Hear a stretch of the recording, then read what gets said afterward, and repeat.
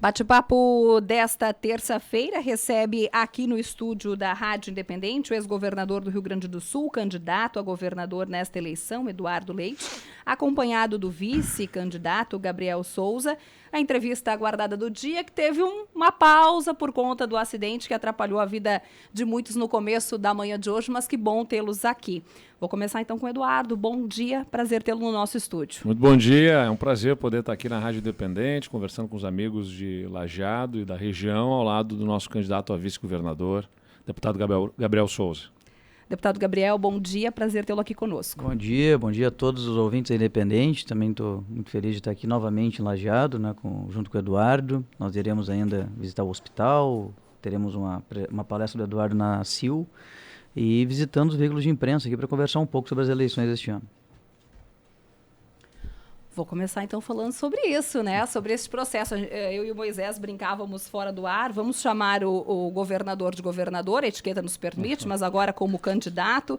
Então vou começar por aí, Eduardo, te perguntando sobre a tua renúncia, que acho que é uma das pautas mais importantes. Lá naquele momento, no final de março, nós divulgávamos a tua renúncia como uma apresentação, na tua palavra, ao teu nome para a presidência. Hoje a gente ouve, então, a tua colocação nos nossos horários aqui eleitorais, inclusive, como uma renúncia para que tu tivesse essa disponibilidade agora de fazer novamente essa campanha e, de forma muito ousada, ir à reeleição, algo que ainda não colou no Rio Grande do Sul.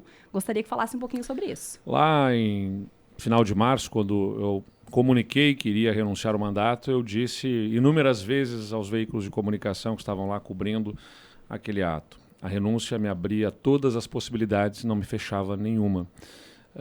Ou seja, com ela eu estava justamente aberto a participar do processo eleitoral como se eu estivesse no cargo, se eu não renunciasse, não estaria. Se eu estivesse no cargo, só poderia concorrer à reeleição e, estando no cargo, disputando a agenda de governador e de candidato, sendo um governador candidato. Eu entendo que, ao renunciar, além de estar aberto, sim, para outras candidaturas, se fosse o caso, eu estou disponível para ser um candidato a governador e não um governador candidato. O Ranolfo, meu vice-governador, assumiu o governo, toca as agendas do governo, é ele quem foi fazer o leilão do Parque do Caracol, é ele quem está fazendo a gestão das questões mais urgentes do Estado nesse momento, e eu estou como candidato nas ruas, conversando com as pessoas. Se eu estivesse como governador neste momento, investido no cargo, dificilmente poderia estar aqui na Rádio Independente, neste momento como candidato a governador, conversando com vocês. No horário de expediente, nesse momento deveria estar trabalhando como governador e não como candidato dando entrevistas. Então essa dificuldade de conciliação de agendas impunha também que, para uma candidatura a um novo mandato, eu estivesse fora, né, do mandato e o Ranolfo possa tocar as agendas dentro do mesmo projeto. Ou seja, o projeto segue. O Ranolfo tem grande condição, tem demonstrado isso para tocar a agenda para a qual fomos eleitos, enquanto eu estou nas ruas conversando com as pessoas para um novo mandato. Candidato, tu não classifica como uma quebra, um descumprimento daquilo que tu prometeu na última campanha, que era não concorrer à reeleição? Em primeiro lugar, isso não prejudica ninguém, né? Absolutamente ninguém. Eu estou me apresentando como um candidato à reeleição e quem vai tomar a decisão sobre o Rio Grande do Sul, se ele deve seguir em frente ou se ele deve voltar atrás, é a população. Se a decisão da reeleição é feita pelo eleitor. E eu sim, mudei de opinião para que o Rio Grande do Sul não mude de rumo. Eu voltei atrás na minha posição para que o Rio Grande do Sul não volte para trás. Os meus adversários, eles criticam o regime de recuperação fiscal, por exemplo, que é a recuperação das contas do Estado que está aí sendo viabilizado. O Estado voltou a pagar salários em dia, o Estado abriu espaço para investimentos, conseguiu, com a redução das nossas despesas, reduzir impostos. Tudo isso, né, foi uma conquista de muito esforço nos últimos anos. Os nossos adversários, infelizmente, tanto a esquerda quanto a direita, eles atacam isso, eles criticam isso, né, aquilo que a gente aprovou de medidas de reestruturação do Estado, fundamentais para que o Estado equilibrasse as suas contas. Eu não poderia ficar assistindo isso acontecer e não me posicionar e não assumir uma posição. e constituímos uma aliança com partidos políticos que é a maior aliança desta eleição, ou seja, houve uma compreensão, inclusive, na política, nos partidos políticos que integravam a nossa base de governo, de que este era o caminho. Estamos aqui ao lado do MDB, ao lado do União Brasil, ao lado do Podemos, ao lado do PSD e do Cidadania, além do PSDB, o meu partido, nos apresentando à população, e o povo tomará a decisão sobre a reeleição ou não. Eduardo, sobre a fatia do Vale do Taquari, hoje a visita na cidade de Lajeado, Estrela, outras cidades aqui também receberão a sua visita, e do candidato a vice, o deputado Gabriel Souza. A fatia do Vale do Taquari, a importância, a representatividade da nossa região no teu governo até então e para este pleito de reeleição. Sem dúvida é uma região que tem a minha maior admiração. Até brincava com o pessoal, disse, não contem para as outras regiões o tanto que eu vim aqui como governador e como candidato agora também, que acho que é das regiões que eu mais visitei, e não é por acaso, uma região que tem demonstrado uma capacidade empreendedora em tantas frentes, né? Na inovação a partir das instituições de ensino que tem, especialmente da Univates, né? Que tem muitas parcerias com o governo do estado, acessou editais que nós lançamos para inovação, com instalação de laboratórios de biotecnologia, com recursos do governo do estado, qualificando a atuação na área de inovação, por exemplo. É uma região que tem uma estrutura de saúde também relevante, e o Hospital Bruno Borne aqui de Lajeado é um desses grandes exemplos, e recebeu cerca de 10 milhões de reais do governo do estado, do nosso governo, para fazer a implantação de uma nova UTI pediátrica, para fazer toda a reforma e ampliação também da estrutura do seu centro de cardiologia, inclusive com a aquisição de equipamentos de hemodinâmica para fazer cirurgias de AVC e outros. A maternidade também, o centro obstétrico aqui do hospital recebe recursos para reformas e equipamentos. Então, um investimento importante pelo que o hospital significa em termos de estrutura de saúde. A vocação turística que essa região vai adquirindo cada vez mais, recebe recursos do governo do estado também para fazer a ciclovia entre Estrela, Imigrantes e Colinas, um investimento importante para qualificar o turismo a partir da ciclovia, das belas paisagens que tem, o Cristo de Encantado, que recebe recursos para fazer o acesso ao Cristo, e também a conexão entre o Vale do Taquari e o Vale dos Vinhedos, a partir do que é chamado a Rota do Pão e do Vinho, que recebe recursos do governo do estado para fazer pavimentação em Santa Teresa, Mussum, Roca Salles, fazendo esta conexão entre uma região já consolidada do turismo, do Vale dos Vinhedos, e essa região que apostamos será de grande desenvolvimento. Então, somando tudo aqui, nós temos dezenas, talvez até centenas de milhões de reais que o governo do estado, agora que tem contas equilibradas, consegue fazer de aporte para corresponder ao que essa região já tem de empreendedorismo, também com o apoio do governo do estado, se viabilizar ainda mais o desenvolvimento dessa região. Antes da gente falar um pouquinho mais sobre as propostas do governador, eu quero até uma pergunta do nosso colega, que é especialista em política, do Thiago Silva, e é uma sugestão bem interessante. Eu quero entrar um pouquinho na questão política e do momento do PSDB aqui no Brasil. Em 90 teve um governador eleito, em 94, 6, em 98, 7, 2002, 7, 2006, 6, 2010, 8, 2014, 5 e 2018, 3. São Paulo, Rio Grande do Sul e também Mato Grosso. E eu gostaria de saber, a que o senhor atribui esse encolhimento do PSDB, que até então rivalizava principalmente com o PT, mas nas últimas eleições fez um percentual bem baixo, até 4,7% na última dos votos, e agora não tem candidato próprio ao governo federal. Uma dinâmica da política nacional que tem fragmentado ainda mais as suas forças políticas, né? Se você pegasse 94, o Congresso Nacional tinha, com 3 partidos políticos, a formação de maioria para aprovar mudanças constitucionais. O PSDB, o MDB e o PFL, na época, tinham cada um cerca de 100 deputados. Hoje, cada um tem 50, 30 deputados. O PFL já nem existe mais, virou um outro partido a partir de uma fusão. Então, a dinâmica do sistema eleitoral brasileiro acabou provocando formação de novos partidos políticos, foi fragmentando ainda mais o número de partidos no país.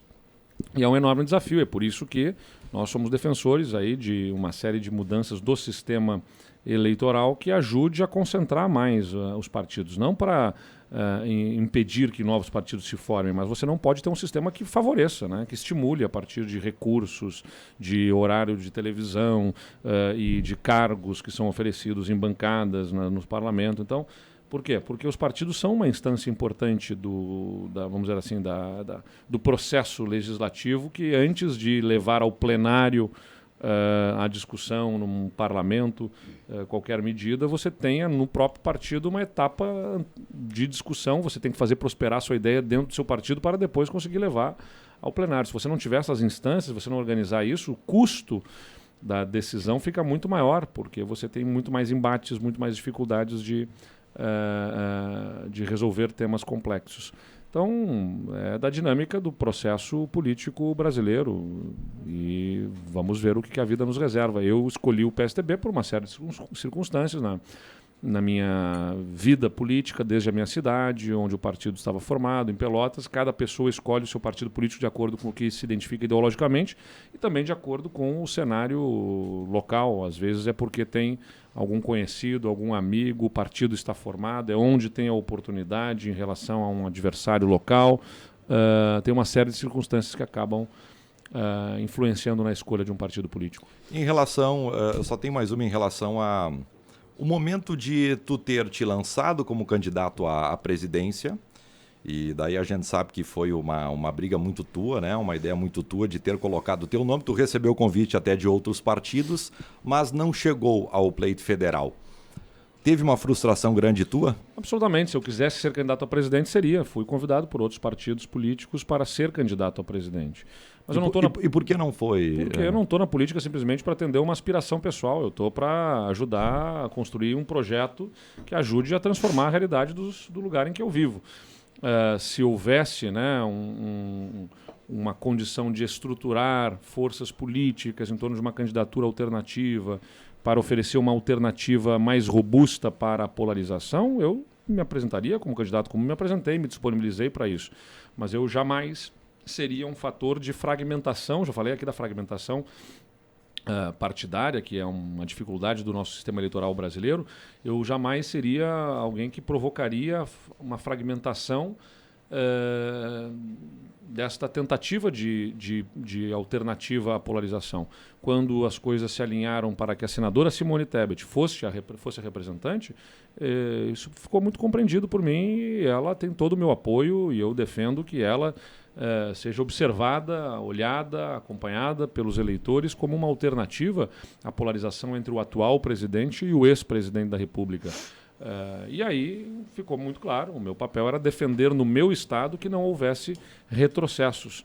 Eu fui provocado, né? Não foi a candidatura à presidência da República não foi uma coisa que eu procurei pessoalmente, fui procurado pelo meu partido inicialmente, por forças do meu partido que me provocaram, vindo a Porto Alegre, me pedindo que eu me apresentasse como um pré-candidato. Disputei as prévias, passadas as prévias, recebi outros convites para uma candidatura, né? Discutimos, dialogamos, e entendemos os caminhos ali que deveriam ser tomados como um caminho possível, mas, como disse, não é para atender uma aspiração pessoal. Se fosse para simplesmente ser candidato a presidente, eu tinha trocado de partido e tinha atendido uma aspiração pessoal. Mas eu não estou na política por uma aspiração pessoal, e sim por um sentimento de missão, e a minha missão é cuidar do Rio Grande.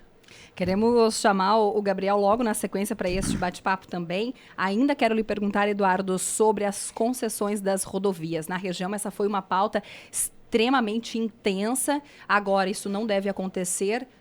Eleito, como que essa pauta volta, especialmente se tratando das rodovias aqui da região? Houve a suspensão, né, do leilão pelo governador Ranolfo, a pedido de duas empresas interessadas que demandam fazer mais estudos. E isso é uma oportunidade até para a discussão sobre determinados pontos sobre a concessão. O importante que as pessoas precisam compreender é o seguinte: o Estado tem sido capaz, ao longo dos últimos anos, de fazer um investimento em média de 200 milhões de reais por ano nas rodovias. Este ano a gente estava investindo 2 bilhões nas rodovias de todo o Rio Grande do Sul, né? Era em média 200 milhões em todas as rodovias do Rio Grande do Sul, toda a malha rodoviária do Rio Grande do Sul. e a gente está conseguindo fazer neste ano 2 bilhões de reais de investimentos nas nossas rodovias, entre acessos asfálticos, ligações regionais, recuperação de rodovias já pavimentadas, é que estamos investindo esses 2 bilhões de reais. Com as concessões, são 3 blocos, né? O bloco que atende aqui esta região é o bloco 2.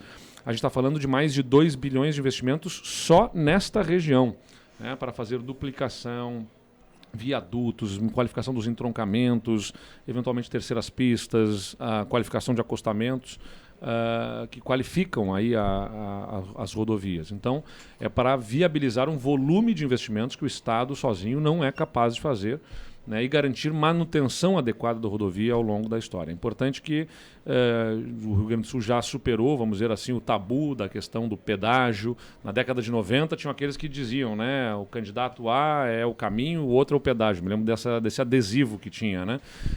E aqueles que defendiam que eram contra os pedágios, hoje já não são contra os pedágios, admitem os pedágios. Que bom, evoluíram, avançaram, atrasaram muito o Rio Grande do Sul, é verdade, mas agora evoluíram. Só que quando se vai para a discussão efetivamente sobre a concessão, sempre vai chegar um momento crítico que vai definir onde que ficam as praças de pedágio, quais são os investimentos exatamente, o quanto que eles repercutem na tarifa. Então é impossível você ter absolutamente consenso em todas as frentes. Então, naturalmente, você vai ter ainda uma divergência aqui ou ali. Mas o importante é que a gente possa avançar na direção de viabilizar esses investimentos. A região ganhará muito na medida em que tenha rodovias qualificadas para que possam circular aqui a produção que tem a região e os turistas que acessarão a região. Todos querem o conforto, a segurança, né, de rodovias que estejam em boas condições para que possamos melhor escoar a produção e proteger as vidas que circulam por aqui também. Esse parece que é um problema crônico que nenhum governador conseguiu até hoje corrigir, né? Que são as estradas do estado. Bom, temos uma malha rodoviária extensa, né, e que demanda investimentos. Temos 60, quando assumimos o governo, tínhamos 62 municípios sem acesso asfáltico. Já concluímos 14, 13 estão em obras, 16 estão por começar as obras agora, depois de termos refeito projetos, repactuado as contratações de contratos anteriores que estavam suspensos. Restarão ainda 19 municípios para o próximo governo.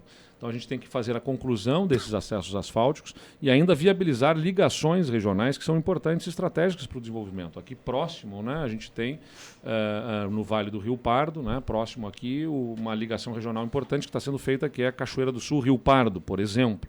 Mas assim como essa, outras tantas estão sendo feitas, como Maçambará, Alegrete, na região fronteira oeste, como nós temos na região Celeiro, sendo feita Criciúma, Horizontina, Três Passos, ou outras ligações regionais que encurtam distâncias para que se reduza o custo de escoamento de produção, né? Tem uma região que é altamente produtora de soja, Santa Tecla, Tupanciretã, e depois de Tupanciretã a Júlio de Castilhos, que é uma região que produz muita soja e que precisa ter aquelas estradas que não são pavimentadas para poder escoar aquela produção, acessando a 392 e dali em direção ao Porto de Rio Grande.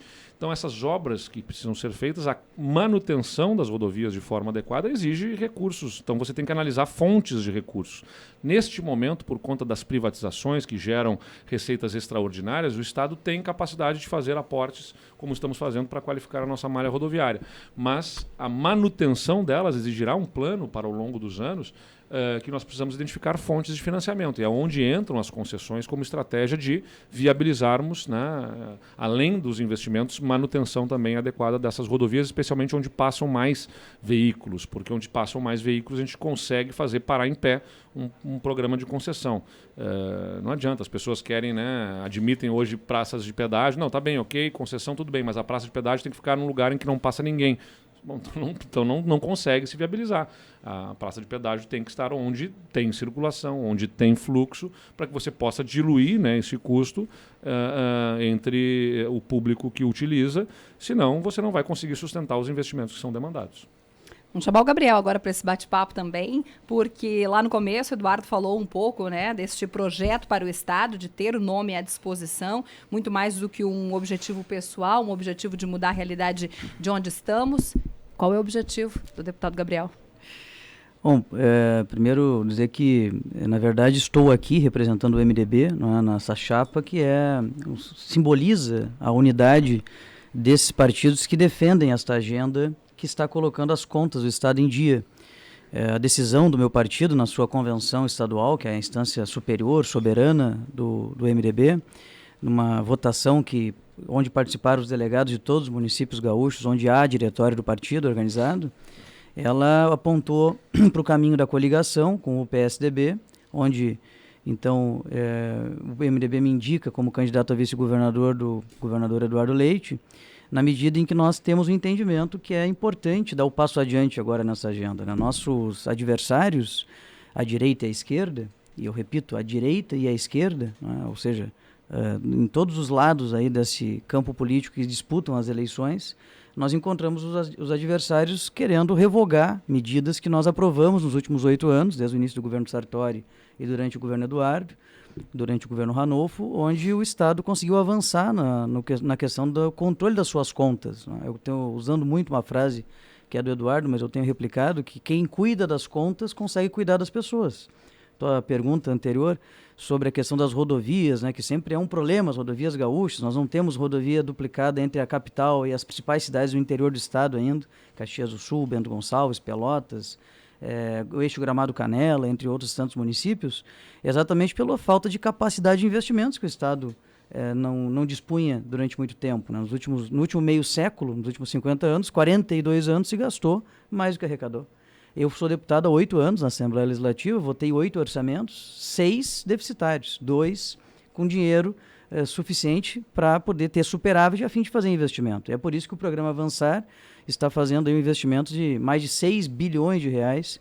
E a gente fala esses números, são muito distantes de mim, né, de você, da maioria da população, mas o que a gente está falando é recursos que não são apenas simbolizados nas obras, nos equipamentos adquiridos para os hospitais, como é o caso do Bruno Bora, agora que nós vamos visitar, como é o caso das rodovias, as ciclovias, que nós iremos visitar agora na região durante esse dia na agenda do Vale do Taquari, mas sim o que essas obras e o que esses investimentos fazem para melhorar a vida das pessoas. Então, o Estado precisa ter suas contas organizadas para poder melhorar a vida dos gaúchos.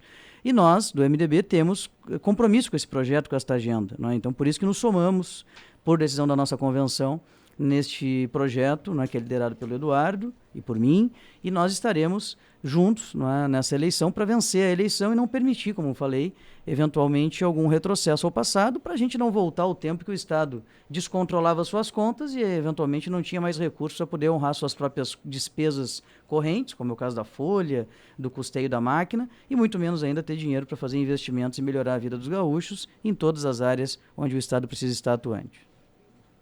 10h11, Aline. Não podemos liberar. Só um pouquinho.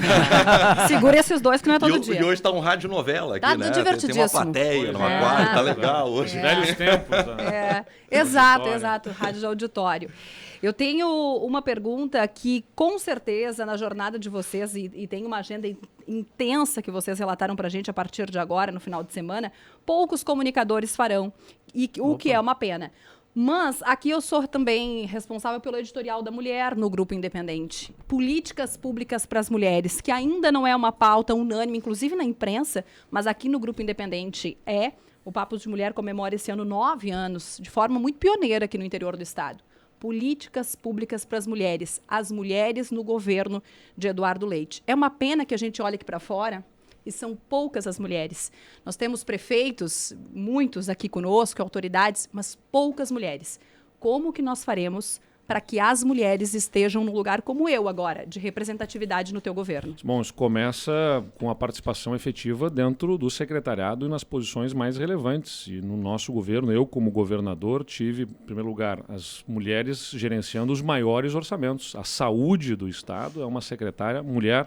A educação, que tem os maiores orçamentos, é uma secretária mulher. Nós colocamos a primeira mulher a chefiar a Polícia Civil no estado em 180 anos de história. E no alto comando da Brigada Militar, pela primeira vez também uma coronel mulher foi chefe do Estado-Maior da Brigada Militar, assumindo uma posição de grande relevância. Nos bancos de desenvolvimento do estado, os 2 bancos de desenvolvimento que o estado tem, que são o BRDE e o Badesul, 2 mulheres presidindo o BRDE e o Badesul, A Leani e a Janete eram as presidentes dos bancos de desenvolvimento, inclusive colaborando no sentido de estabelecer políticas de investimento, de fomento para empresas lideradas por mulheres, né? A gente criamos pelo BRDE um programa de fomento, de financiamentos voltados às empresas que têm maioria de mulheres nos conselhos ou empresas lideradas por mulheres.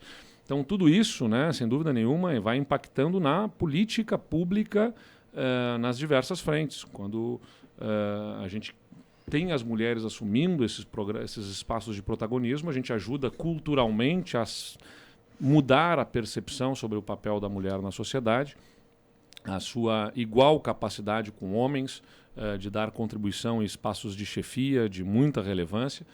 E ainda temos desafios, naturalmente temos muitos desafios. Um deles é na área da segurança pública, né, o enfrentamento aos feminicídios. No Rio Grande do Sul, a gente tem conseguido reduzir praticamente todos os indicadores de criminalidade. Os homicídios caíram 35%, os ataques a banco caíram mais de 70% nos últimos anos no estado, roubos de veículos também caíram cerca de 70%, roubos a estabelecimentos comerciais caíram também mais de 50%. A gente tem uma série de indicadores que comprovam que a nossa segurança pública está melhorando. Feminicídios, quando a gente analisa de 2018 para 2021, o último ano fechado, também houve uma queda menor, mas houve uma queda de cerca de 8% a 10% de feminicídios. Mas neste ano, infelizmente, estamos vendo ainda um crescimento nos casos de feminicídio. Especialmente difícil, né, lidar com este crime que acontece na maior parte das vezes dentro de casa e boa parte das vezes sem qualquer tipo de registro de boletim de ocorrência anteriormente. Então, nós aumentamos as patrulhas Maria da Penha de 30 para 114 municípios no estado. Nós criamos as salas das Margaridas, que estão presentes aí em pelo menos 50 municípios, que são espaços de acolhimento dentro das delegacias de polícia civil, especialmente voltados para acolher a mulher que é vítima de violência, né? Eu costumo dizer, se ela já foi vítima de violência em casa, você não pode fazer o atendimento e o acolhimento numa delegacia de polícia com a frieza, né, de um espaço de uma delegacia. Você tem que proporcionar um acolhimento diferenciado para essas mulheres. Para que a gente possa estimular, né, e fazer com que elas se sintam confortáveis em procurar o apoio policial.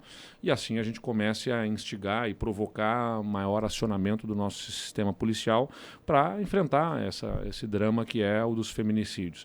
Enfim, então as mulheres estão, do nosso ponto de vista, com espaços de protagonismo, né? Poderia citar ainda, como disse, a Secretaria de Comunicação, a Secretaria de Cultura e outras que são lideradas por mulheres e tantos outros espaços em que a gente tem com muito orgulho mulheres à frente. Aliás, uma das secretarias chefiadas por mulheres no estado é de uma mulher aqui de Lajeado, a Marjorie, que é a secretária de Meio Ambiente e Infraestrutura, que é uma grande secretária que tem dado grande colaboração. Ainda, Eduardo, se me permite complementar, nós temos uma mulher na nossa chapa, né, que é a senadora Ana Amélia Lemos, nossa candidata ao Senado, e a candidata à presidência da República, que nós apoiamos também, duas mulheres, né, a senadora Simone Tebet e a senadora Mara Gabrilli. E ainda tem o União Brasil, na nossa coligação, que tem outra candidata mulher à presidência da República, que é a Soraya, que é a candidata do UB também. Eu fico muito feliz de ter ajudado a eleger quando fui prefeito em Pelotas. Ajudado, eu digo, porque a eleição é dela, ela que se elegeu.